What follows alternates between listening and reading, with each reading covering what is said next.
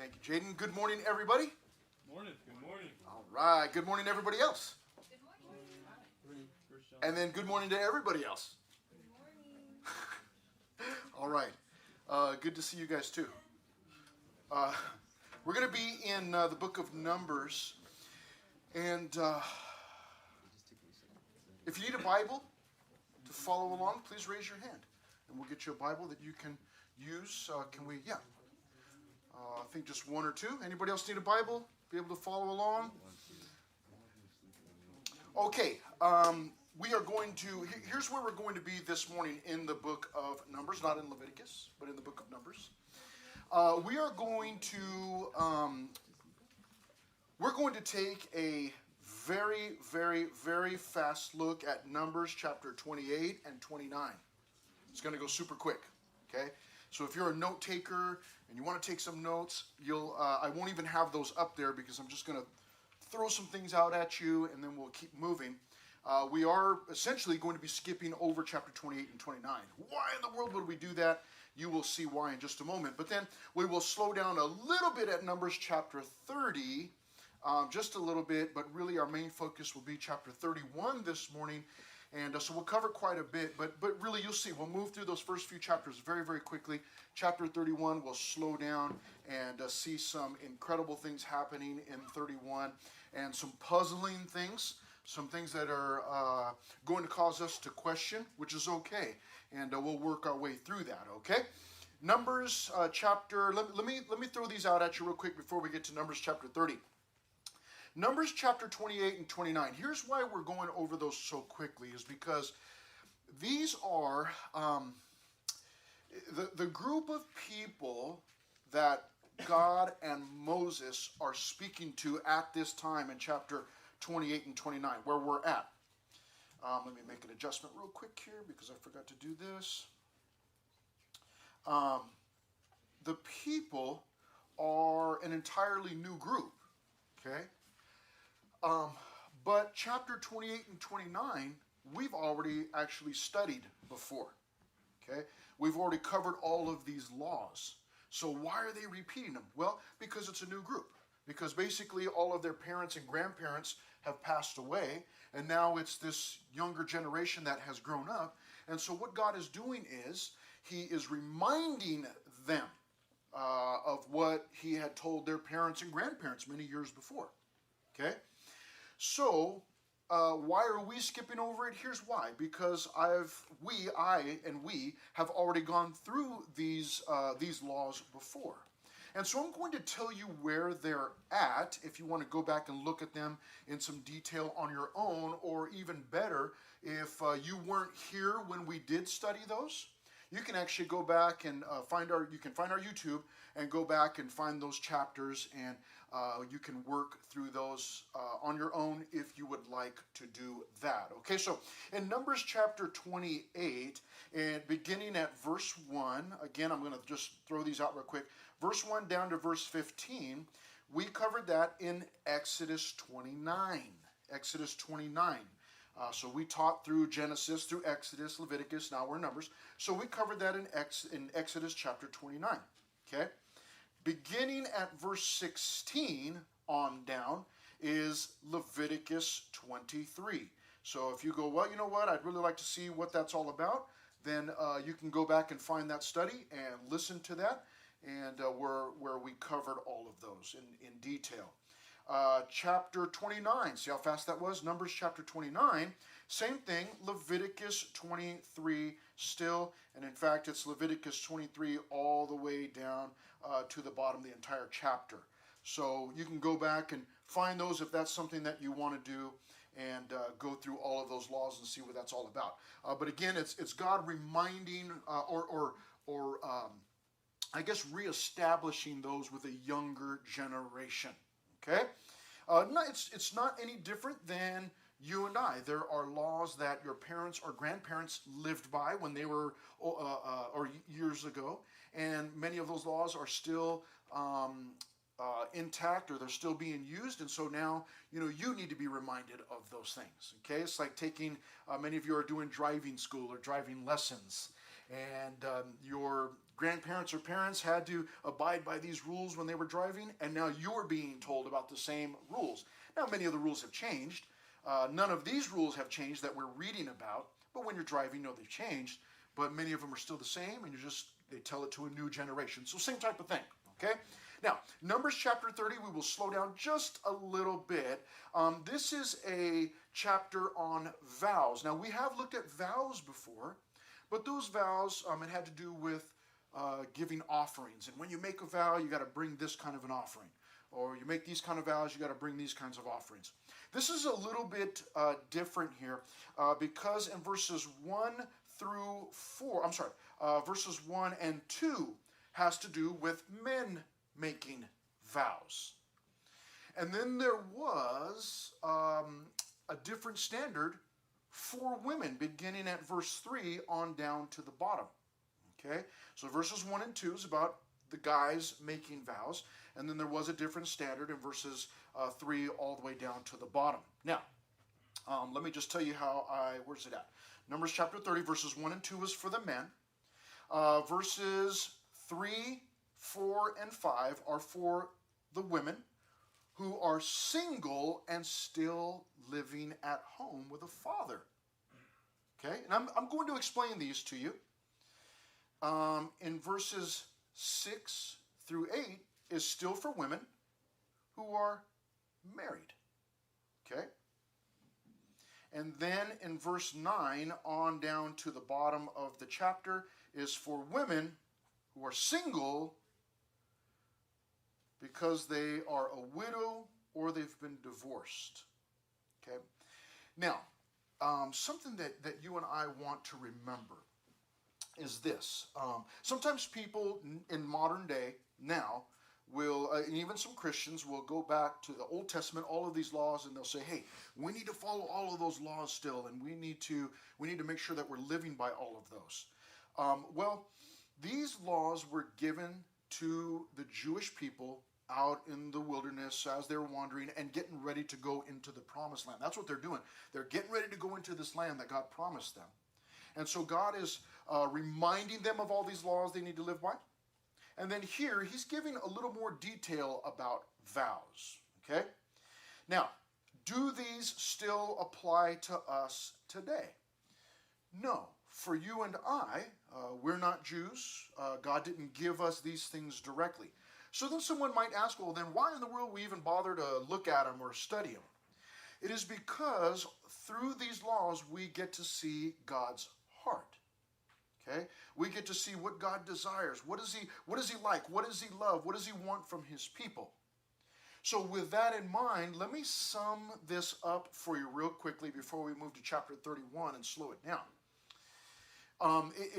If you look at verse 1 of Numbers chapter 30, or actually verse 2, if a man makes a vow to the Lord or swears an oath to bind himself by some agreement, he shall not break his word.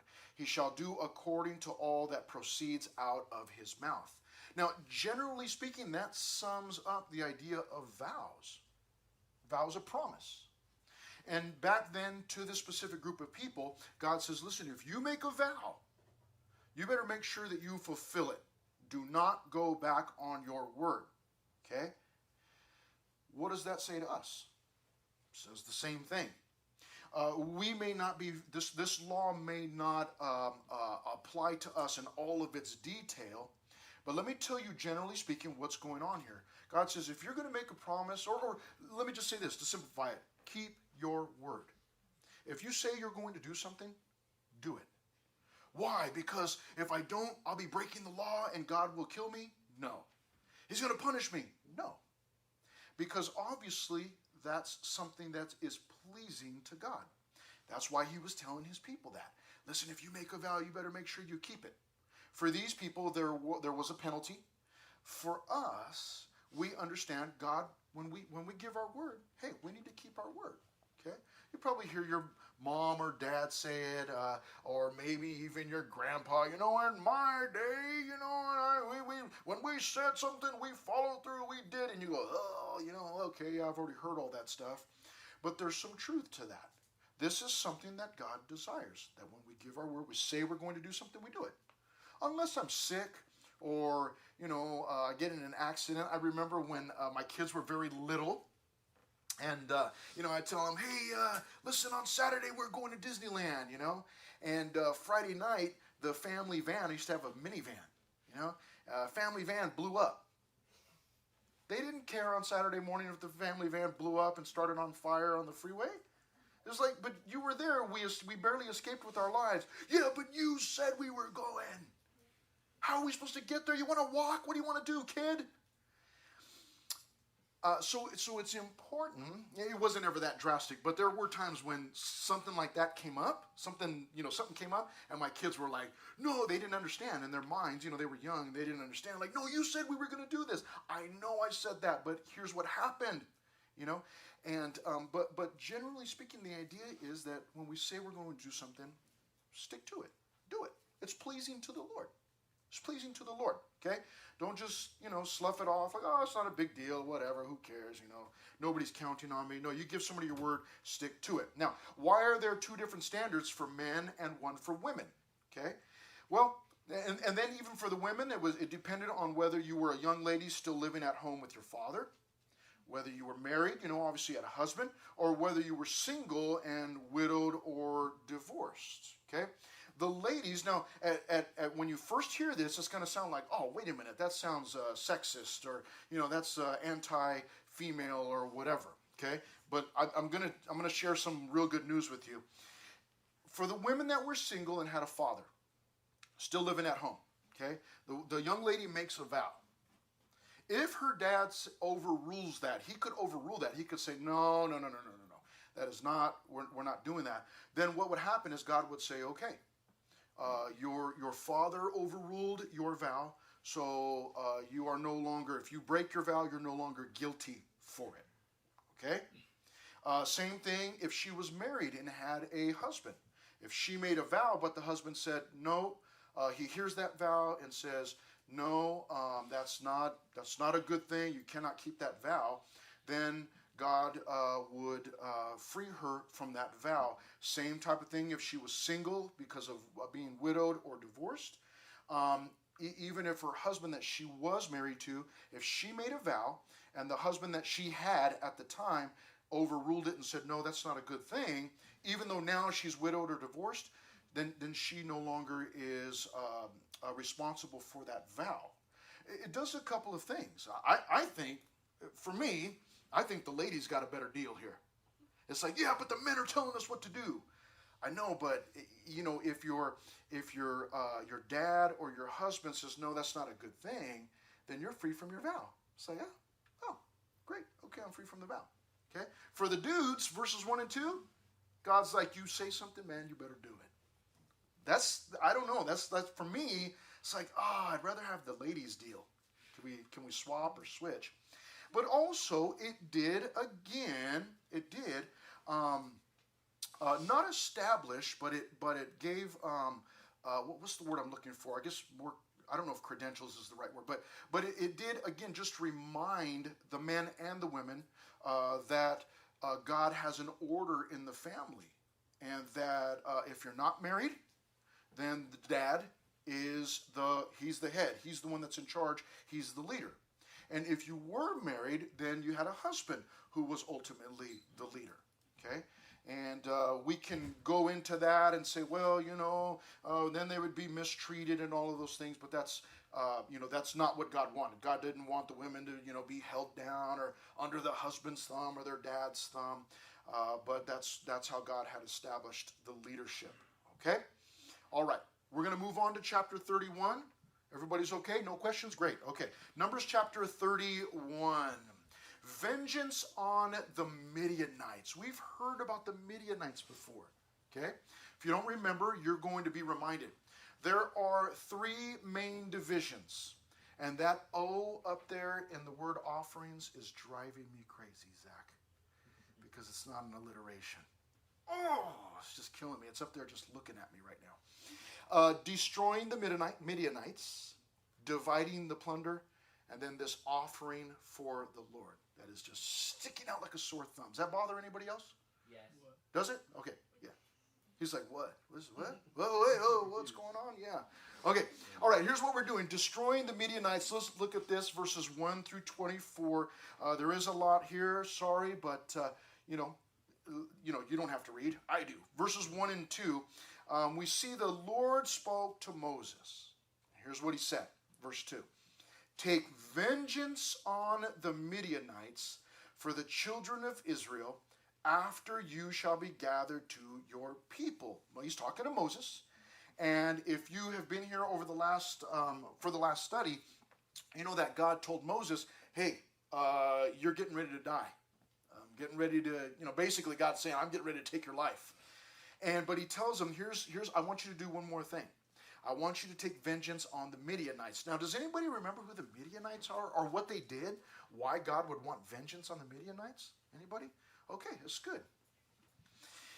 Verse 3, okay? So Moses spoke to the people, saying, arm some of yourselves for war, and let them go against the Midianites to take vengeance for the Lord on Midian. 1,000 from each tribe of all the tribes of Israel you shall send to the war.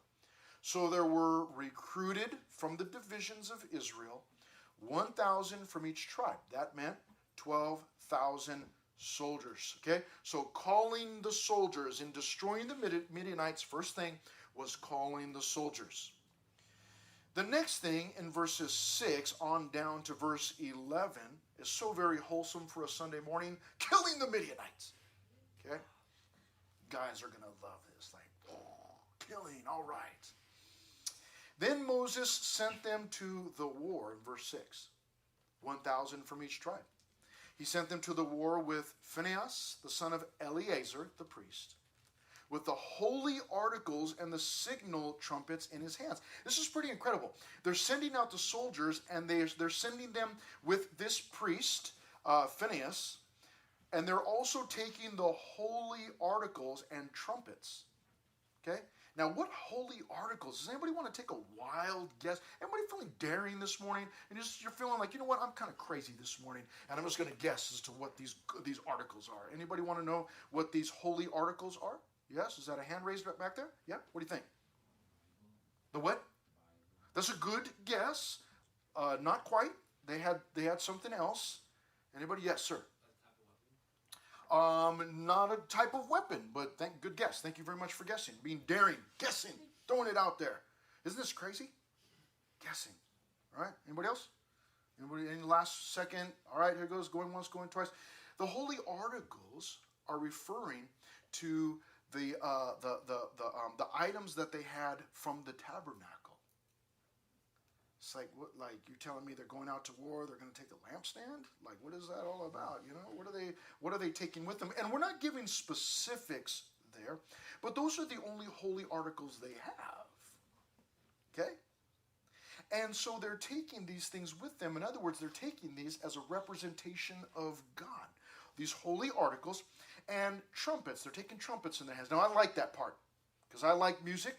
I really, really like jazz, and I really like marching bands, and I like trumpets that make all kinds of noise, okay? For me, a parade with a good marching band, that leaves my eardrums bleeding, that's a good parade. Like, give me music, give me loud music, okay? So, they're taking these things out. Now, verse 7, and they warred against the Midianites, just as the Lord commanded Moses. Now, who is the one that said, go fight the Midianites? Who said that? The Lord said it. Good, thank you very much. Okay? So verse 7, just as the Lord commanded Moses, and they killed all the males. They killed the kings of Midian with the rest of those who were killed. Here are the kings. Evi, Rechem, Zur, Hur, and Reba, the 5 kings of Midian. Balaam, the son of Beor, they also killed with the sword. Anybody remember who Balaam is? Anybody remember Balaam? Who was Balaam? Balaam's donkey. Yes, Balaam and Balaam's donkey. Balaam was the prophet, a few chapters back, Balaam was the prophet that had gone out he was being hired to curse the children of Israel, pronounce a curse over the children of Israel. That was Balaam. Balaam said, he sounded great. He's like, hey, listen, I can only say what God tells me to say. Okay, so if God wants to curse him, then I can curse him. But I'm a prophet, and if God wants to bless him, God's going to bless him. That's all. And he sounded like, oh, this guy sounded so great. Like, man, okay. And basically, he went out a few times to go curse the children of Israel. And every time he opened his mouth to speak, God made a blessing come out of his mouth. Okay? And the king that hired him, Balak, it's like he was so mad at him. Why would you bless these people? I brought you here to curse them. And Balaam would go, hey, all I can do is say what the Lord wants me to say. Okay? So why in the world would they kill Balaam? That sounds so strange. Why would they kill Balaam? In Jude chapter 1, verse 11, that's way over in the New Testament, Jude said, woe to them, for they have gone in the way of Cain, have run greedily in the error of Balaam for profit. What is that all about? Balaam for profit? I thought, he didn't curse the children. Why is he, I don't understand, why is he being killed? And why is Jude using him as a bad example? Maybe there's something else in here that will give us some info. Verse 9. And the children of Israel took the women of Midian captive with their little ones, and took as spoil all their cattle, all their flocks, and all their goods.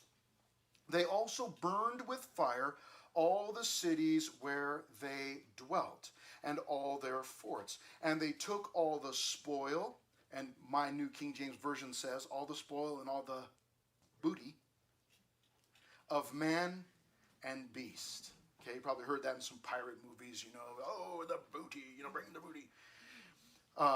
It's funny for us, right?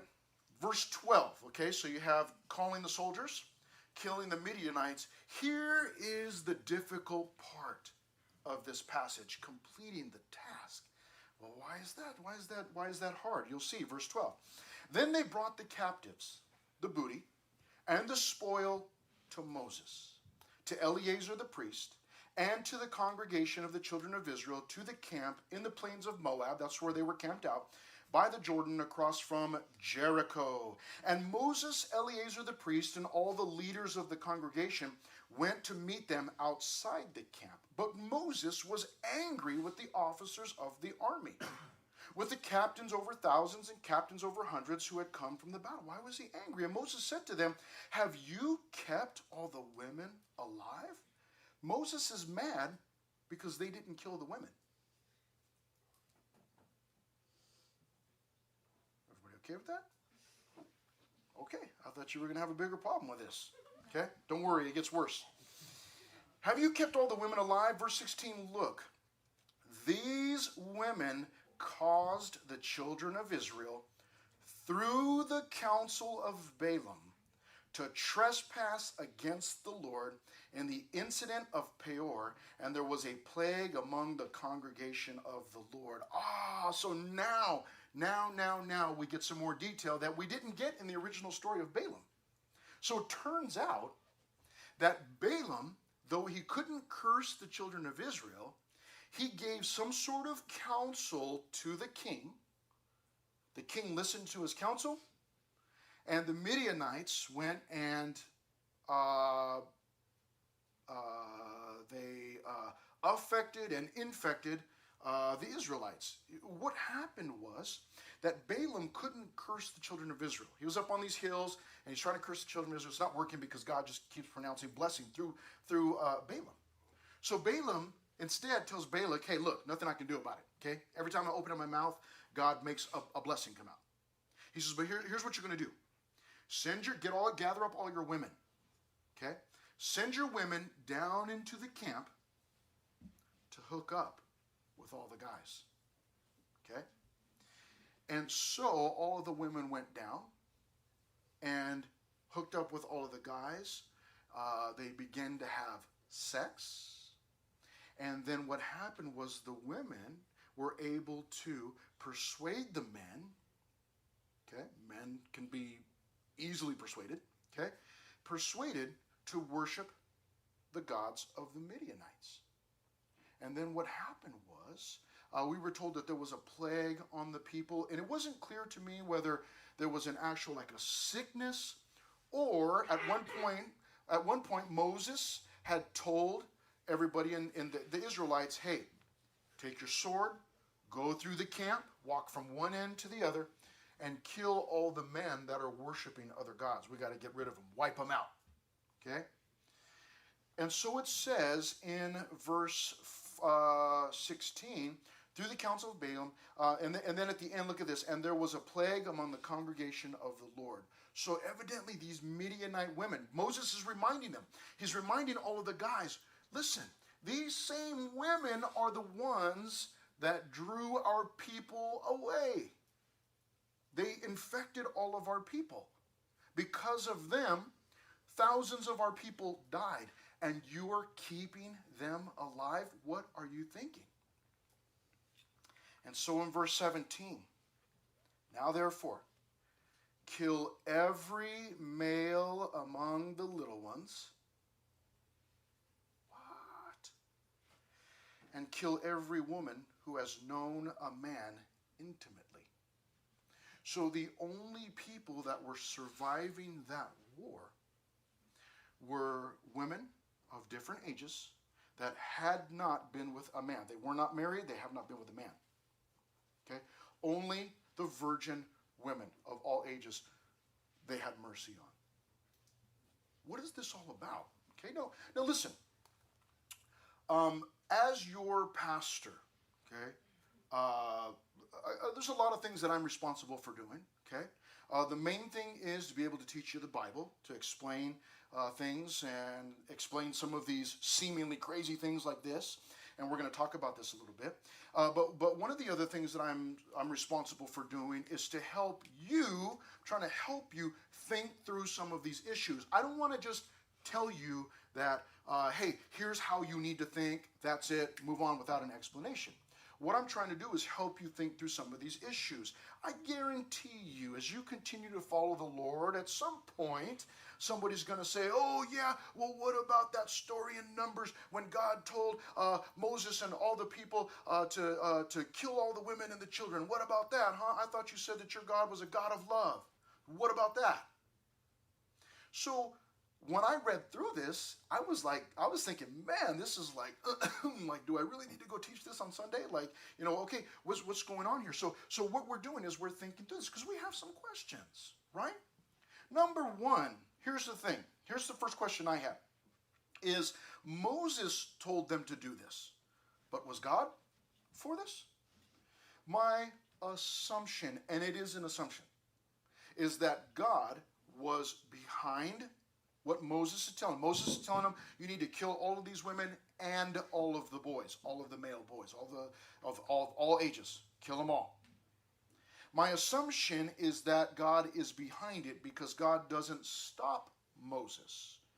Now, that doesn't mean that God's behind everything that Moses does. Moses could do things wrong. But here, my assumption is that God was behind this, because God was the one that wanted the Midianites wiped out. Okay? That's my assumption. Okay?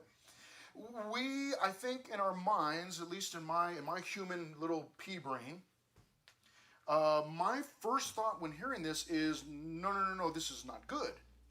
Or this is not right. Or God, maybe you got something wrong here. Maybe Moses or maybe God finally did something wrong here. Okay? Because these are women and these are children, and they're innocent children, so what's the deal here? Okay, listen, here's what I need to make sure that I'm doing as a Christian. Okay, if you are a Christian in here this morning, okay, whenever I come to a passage like this, any passage really, but obviously a seemingly problematic passage like this, what I tend to do is I tend to think about the human lives. Okay, now I love humans. For God so loved the world, right? So if God loved the world, I love people. Okay?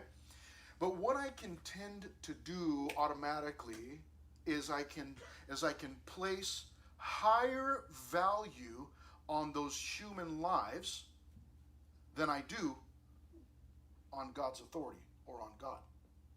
Okay? That's what I tend to do. I tend to look at the humans first and I go, oh man, I thought God was all good. I thought he was all knowing. I thought he was all powerful. I thought he was all those things, but now I'm questioning that because look what he did to these people. But what I do is I tend to put more value on the people than I do on God's authority. Now, should I place a high value on human life? I absolutely should. I absolutely should. It is mainly the Christians that are pushing for adoption rather than abortion, trying to stop abortion because we value human life. Okay? What's the difference here? Okay, we're going to talk about that in just a minute. But what I need to do as a Christian is whenever I come to these passages or I see something that I don't understand or why is God doing it this way, I need to make sure that I stop for a moment and I go, you know what? I need to place the highest value on God. Okay? Is there a high value on people? Yes, there are. But there's a higher value placed on God. The highest value, the ultimate value is placed on God. So in this story, I need to make sure that I go, oh, wait a minute. God, I got to place, yes, the people were precious or they were, I value them. However, I value God more. Okay? Doesn't mean I don't value the people. It just means that I value God more. Now, why would this be okay? Let's talk about that for a minute. Moses actually gave us one of the reasons why, at least for the women. He said, these are the same women that drew you guys away or drew the people away. So that alone merited vengeance on those women. Because these were women, these were not wonderful, godly women that were just so wholesome. These were women that a short time prior to this, their king told them, I want you to go down there into that valley and I want you to go have sex with all of those men. And they just went and did it and didn't have a problem with it. So these are not wholesome women that, were from Little House on the Prairie, and, this is Mrs. Ingalls and, she's so sweet and, we're just, don't do anything to them. No, these were wicked individuals. Okay?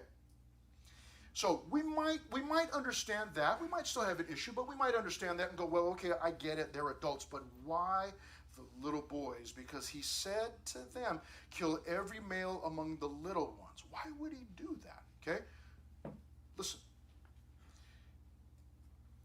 At this time, and I think even today, we'll talk about that in just a minute, but at this time, those little boys, obviously they would grow into young men and into men.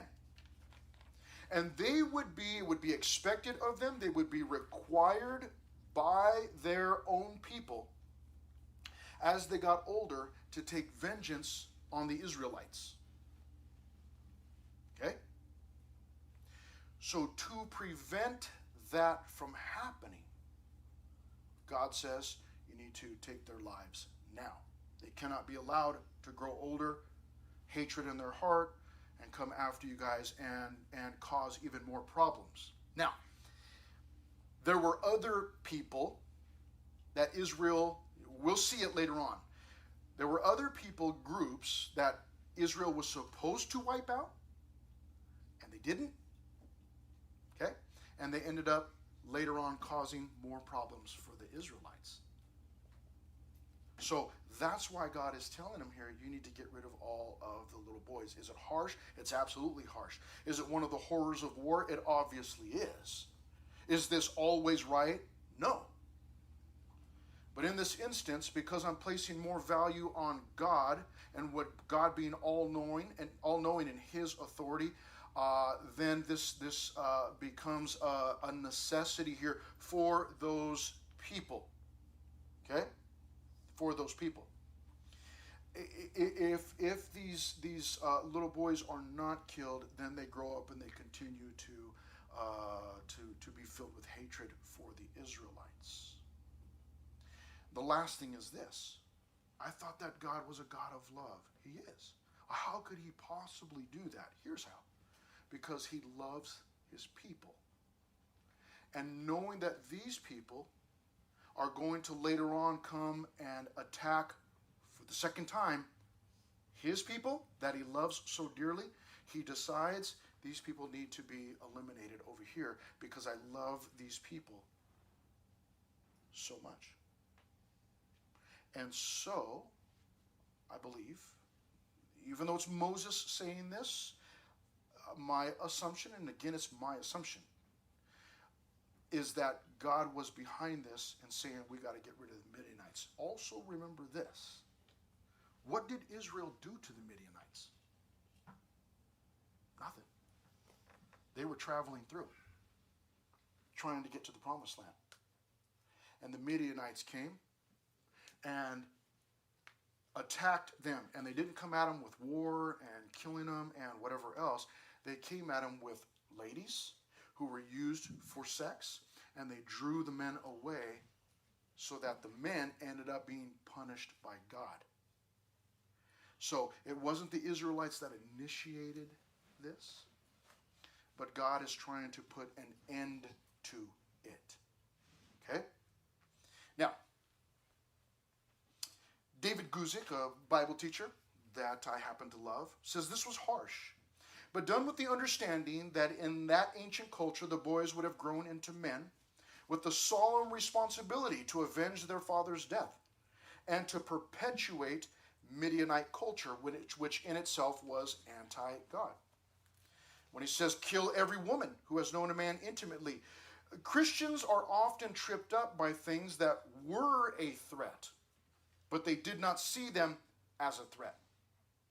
Though most Israelites thought these women were safe, they were more dangerous to Israel than any army of mighty warriors. Israel could overcome mighty warriors if they were spiritually strong, but if they were seduced into immorality and idolatry, they would certainly fall. We often think, and this is still David Guzik speaking, we often think of many things as dangerous to us as Christians. A hostile government, secular humanism, academic attack, and so forth. But the things we accept in our midst as Christians that open the door to immorality and idolatry can do far more real damage than any of those other things. Like, I watch a movie, it's just got a little bit of cussing. This is a few words, not that big a deal. I might watch that same movie again and, oh, well, I already heard the words, not that big a deal. Watch it a little bit easier the next time. But then I might say, oh, I heard about this other movie, start watching that movie. Oh, it's got a few more cuss words, but I mean, I heard these cuss words over here, and so this is just a few more, so let's just keep going, that's fine. Just leave it on, and then I keep watching. And then you get the point. I don't have to keep going. I throw something else in there on the next time, and throw something else in there the next time, and before you know it, you're watching things that you never dreamed that you would be watching, that you know you shouldn't be watching. But that's how it works, little by little, chipping away. So this story that we're reading is a difficult one for us to like, well, wait a minute, but here's what we want to do. We want to stop, we want to think through. We don't want to just immediately say, God was wrong, I thought he was all good, but he's not really, and my sociology teacher was absolutely right. He or she said that God was not all good. I had a philosophy teacher in college, who said God is either not all good or else he's not all knowing or something like that. And me, I was a brand new Christian, but I'm in class like, wait a minute, hold on, whoa. He wouldn't call on me. He was like, oh, I don't see you, and just kept talking. But we don't. What we want to do is we want to stop and critically think through these issues. We don't want to be the kind of people that just, oh yeah, I looked up a video about it on YouTube, and the guy said that God was wrong, so I guess God's wrong. We cannot do that. We have to think through it on our own and consider, okay, who is God, what's going on, what's the scenario, what's the situation. Verse 18, but keep alive for yourselves all the young girls who have not known a man intimately. Why is that? So that they could just have sex with them all the time, anytime they wanted? No, that's not what he's saying. He's saying have mercy on those girls, keep them alive. They're, basically they didn't have any part of seducing the men, and they're not going to grow up and take vengeance on us, so they're safe. Okay, so, all right, we're moving on. If you have questions about that, you can come up, and we can talk about that some more. Keeping the law, beginning at verse 19. And as for you, now this is Moses still speaking to all the warriors. As for you, remain outside the camp 7 days.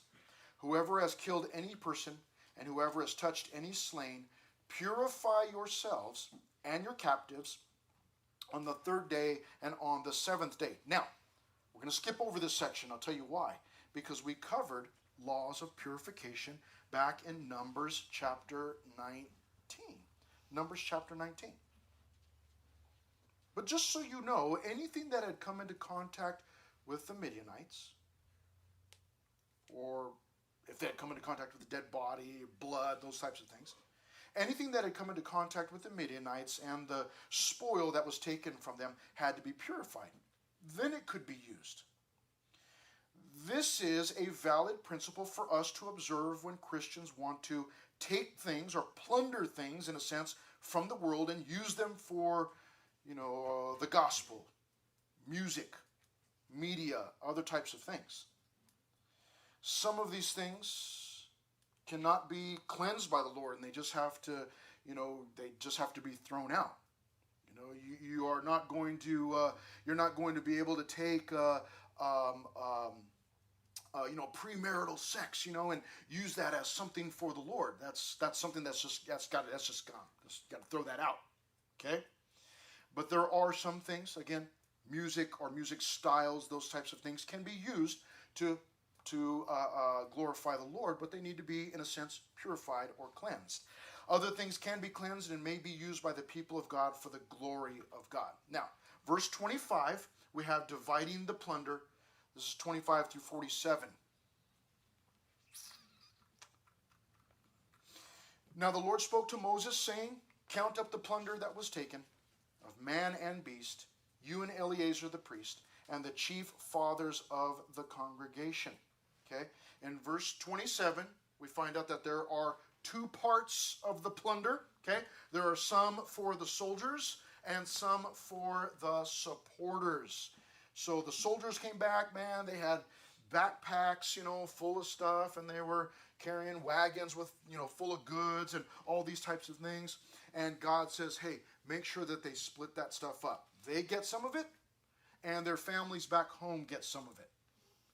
In other words, God wanted to teach them how to be giving. Don't you hate when your parents make you do that?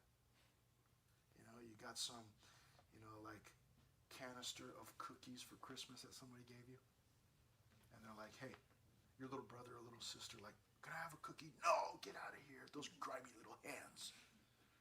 And your parents go, hey, give them some cookies. Oh, but they're my cookies. I know. Open it up. Give them some cookies.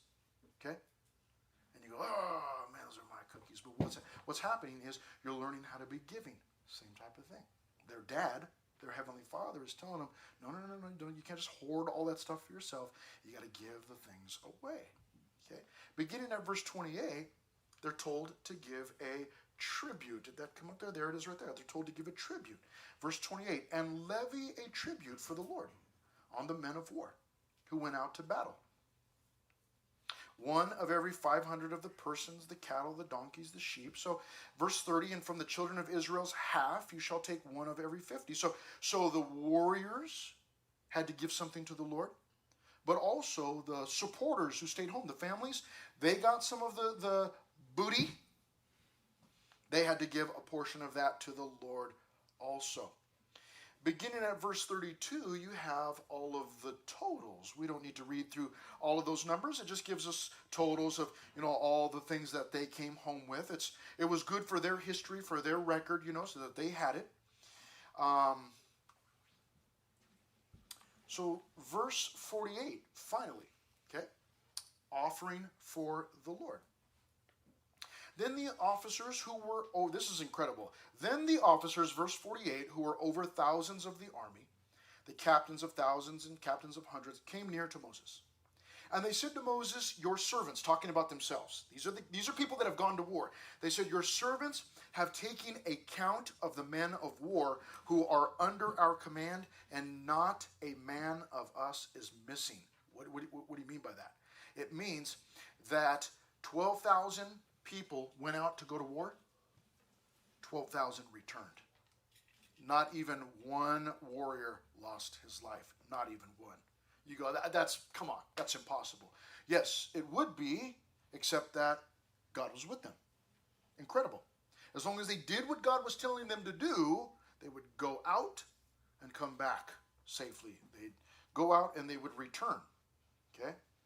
Now, these guys say in verse 50, therefore, we have brought an offering to the Lord. What every man found of ornaments of gold. Okay, these are gold ornaments. Armlets. Bracelets. Signet rings. Earrings. Necklaces. So they brought all of this gold back. Now, they brought lots of other things. But what they're doing here is they're taking those articles of gold, all of these warriors, and they're giving this special offering to the Lord. So we find out, first of all, that this offering for the Lord is all articles of gold. Now let me ask you something. Does God need gold? God doesn't need gold. He does not even need money. Okay? What they're going to do, you're going to see, is they're giving it to the tabernacle to be used for whatever it needs to be used for. Okay, it's not like God said, okay, put it in a pile. I'm going to, zap it all up into heaven with me. Because and then eventually I'm going to write the New Testament, and I'm going to tell everybody about streets of gold in heaven. So you better make sure you give me all that gold. That's not happening. Okay, they're going to give it to the tabernacle. But here they give all of these things, armlets, bracelets, signet rings, earrings, necklaces. And then they tell us this, not only are they articles of gold, but the men say to make atonement for ourselves before the Lord. They wanted to atone because they went out and they actually had to take human life. And so they're saying we're giving this special offering to make atonement for ourselves. Verse 51, so Moses and Eleazar the priest received the gold from them and all the fashion ornaments and all the gold of the offering that they offered to the Lord from the captains. Verse 53, the men of war had taken spoil, every man for himself. Verse 54, Moses and Eleazar the priest received the gold from the captains of thousands and of hundreds and brought it into the tabernacle of meeting as a memorial for the children of Israel before the Lord, so that in the future, if they needed to use it for something, they had it there. This is something that the men of war, they had an appreciation for what God had done that day, and they wanted to give some thanks, and they also were giving an offering to the Lord to make atonement for themselves because they had gone out and they had taken human life that day. So a lot of great lessons in here. To finish off, what a wonderful reminder, what a great lesson. That when God gives me victory in some area, I want to make sure that I'm glorifying Him. When I get an A on my latest exam, and the teacher goes, oh, what a great job, Caleb. You are such a phenomenal student. You know what we can do? We can give a portion of that back to the Lord and we say, hey, thank you, Mr. So-and-so or Mrs. So-and-so, and thank God because He gave me the wisdom to do that. If you perform some athletic feat, some feat of strength and vigor and courage, you lay your life down for the rest of the tennis team. You saw a tennis ball coming and you put your life in harm's way. I'll take it. And the coach goes, oh, man, thank you so much. Okay, that was because that was about to hit my nachos and it would have spilled them everywhere. And you just go, hey, thank God for giving me the ability, the reflexes. Okay? But in all seriousness, we have those victories. Give a portion of that to the Lord. Hey, God, thank you so much for what you allowed me to do. This doesn't mean you have to come here and like, hey, Chris, listen, the Lord blessed me with a bunch of birthday money. I want to give you $20. You can if you want, okay? I don't want you to feel bad. I won't reject it, okay? But that's not what the idea. The idea is that when God gives me victory in some area, He blesses what I've done. I want to make sure that I remember Him. That's a hard thing to do. That's a hard thing to do. There are 3 C's Those of you that have been here for a little while, 3 C's of prayer. Just conceive in prayer. Whatever you do, start it in prayer. Conduct it in prayer. That means as you're going through it, working your way through it, in the middle of it, continue praying, asking God to bless. And then the 3rd C is concluding it in prayer. That's when we come back and we go, hey, God, thank you so much for what you did. At the beginning, thank you for what you're going to do. Please give me wisdom. In the middle of it, God, please help me to continue doing this. At the end of it, I come back. Thank you so much, God, for allowing me to do what I did, or for providing, or whatever it is. Okay? All right. Couple quick things that is